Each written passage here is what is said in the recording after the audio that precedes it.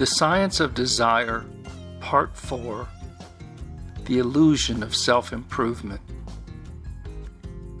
Before we begin, I want to speak to you quietly as one human being to another.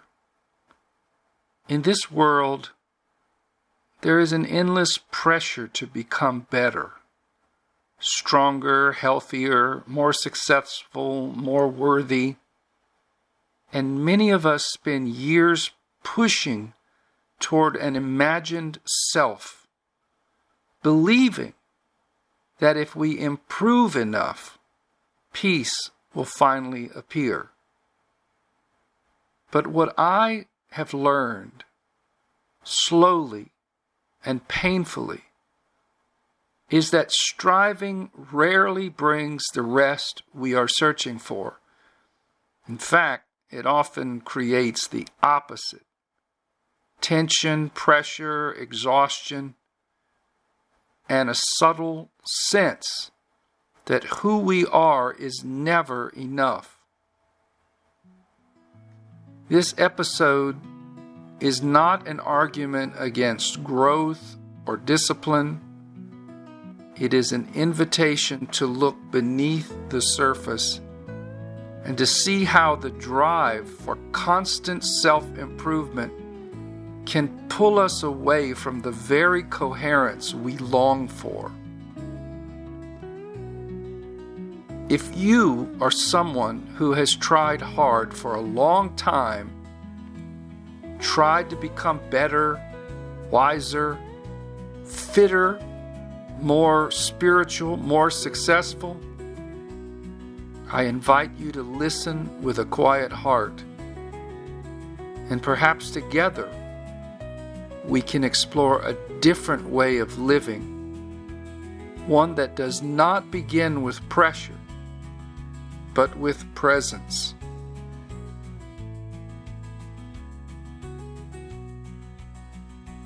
The illusion of self-improvement. There is a form of suffering in this world that hides beneath discipline, purity, and devotion. It does not look like collapse. It does not resemble addiction. It doesn't numb itself with substances or distractions. Instead, it armors itself with effort. It fasts. It purifies, it works out relentlessly, it studies spiritual teachings, it perfects the perfect diet, it sharpens the body, it attends workshops and retreats, it monitors every detail of health, ritual, and performance. From the outside, this looks like remarkable growth. It looks like strength. It looks like doing the work. But inside, beneath the glow of effort, there is often a nervous system living on the edge of exhaustion. This is the other survival strategy of the human organism. When it cannot regulate through comfort and does not collapse into numbness, it attempts to regulate through control. This is what I call the illusion of self-improvement. It is not true healing. It is hyper-activation in disguise. Where numbing is the freeze response, self-improvement as identity is the fight-flight response, performing spirituality with precision. This person is not relaxed. They are managing emotions, managing the body, managing the environment, managing their image, managing their internal discomfort. They are held together by discipline, not by coherence. And they look successful, but suffer quietly. They look radiant, but are afraid to slow down. They look devoted, but are terrified of stillness. They look liberated, but depend on structure to feel safe. And because their strategy is socially admired, no one sees the desperation underneath. No one sees the nervous system saying, I don't know how to settle. I don't know how to soften. I don't know how to rest. So I will perfect myself until the trembling stops. But the trembling never stops, because no amount of raw food, fasting, yoga, fitness, spiritual workshops, supplements, or body work can substitute for the feeling of actual safety in the body.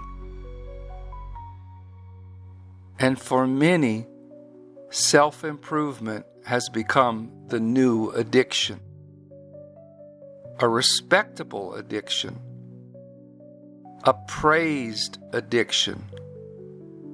But an addiction nonetheless. It promises, if I purify enough, if I just work hard enough, if I produce enough, if I just evolve enough, if I raise my vibration enough, then I will finally feel whole. But the nervous system does not respond to purity. It responds to coherence. And coherence does not come through success or discipline. It comes through meeting the body's simplest needs: warmth, rest, rhythm, stillness, safety, nourishment, gentle breath, kind attention, honest presence. The illusion of self-improvement forms when a person tries to escape dysregulation through performance. It feels productive, but it is actually a form of chronic hypervigilance. They are not improving themselves, they are outrunning themselves. They are not healing, they are managing. They are not becoming free, they are becoming more tightly controlled. And the tragedy is that the world applauds them. People admire the discipline, the lifestyle, the perfection. They say, "You're so healthy, you're so spiritual, so committed." But inside, the organism is whispering, "I am tired, I am scared, and I cannot slow down. If I stop improving myself, I will feel everything I've been avoiding." And this is why relationships with these individuals often feels unstable. Their longing for co-regulation is intense, but their capacity to receive it is minimal. Connection threatens their sense of control. Slowing down threatens their identity. Softness feels dangerous because they built their safety on rigidity. And the path out is not more effort, and it is not more purification. It is not another technique, a retreat, a program. The path out is disarmament, softening, allowing, listening, letting the body speak its simple truths, returning to the physiology beneath the performance, discovering that safety does not come from effort, it comes from warmth. Real coherence is not a triumph of will. It is the gentle surrender of tension. It is the moment that it no longer needs to perform in order to deserve rest.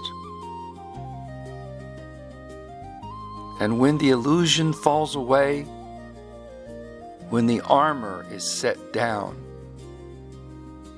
what emerges is not a perfected self, but a coherent one. And this is the illusion of self-improvement. The fourth step in understanding the science of desire. It's not a path of shame, but a path of clarity.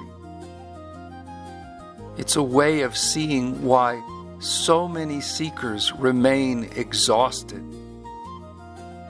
and how we can choose a different way, a quieter way, a human way, a warm and coherent way.